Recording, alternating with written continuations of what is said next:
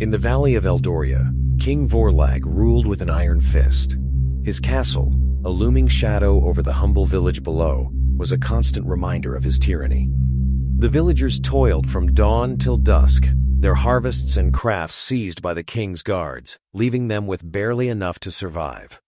They lived in a constant state of fear, their voices silenced by Vorlag's harsh laws and the ever-present threat of his dungeons.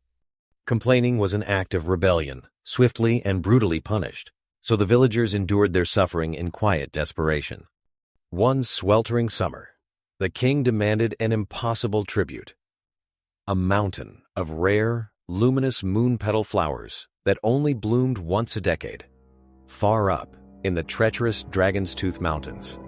Failure to deliver, he declared, would result in the burning of their homes. Panic gripped the village. Who dared brave such a perilous journey for a tyrant? Word of their plight reached the ears of Silas, a skilled hunter and tracker from a neighboring independent village nestled deep within the Whispering Woods. Silas was known for his courage and his unwavering sense of justice. He had heard whispers of Vorlag's cruelty before, but this latest demand sparked a fire in his heart. He knew he couldn't stand by and watch innocent people suffer. Gathering his gear and his trusty bow, Silas set out for Eldoria. Upon arrival, he saw the hollow eyes and defeated spirits of the villagers. He spoke to them, not of grand battles, but of hope and unity. He shared a plan, a daring scheme that relied on stealth, cunning, and the collective will of the people. Silas, with the help of a few brave young villagers, scaled the castle walls under the cloak of a moonless night. While the guards were distracted by a carefully orchestrated diversion, Silas slipped into the king's chambers.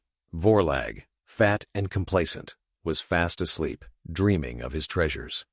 Silas, rather than spilling blood, chose a different path. He woke the king with a sharp, cold blade at his throat, not to kill, but to present an ultimatum: abdicate and leave the valley forever, or face the wrath of a united people. Fear, a sensation Vorlag had long inflicted but rarely felt, now gripped him. He saw the resolute glint in Silas's eyes, and knew this was no empty threat. By dawn, King Vorlag was banished, fleeing with only the clothes on his back. His tyranny shattered not by war, but by courage and the silent strength of the oppressed. With Vorlag gone, Silas helped the villagers establish a council where every voice had a say. He taught them to protect themselves and to cultivate their lands for their own prosperity. The moon-petal flowers were never harvested for a king, but for their beauty, admired by all. The valley of Eldoria blossomed, its people living in peace and harmony, a testament to the man who dared to challenge a wicked king and restore freedom to a silenced land.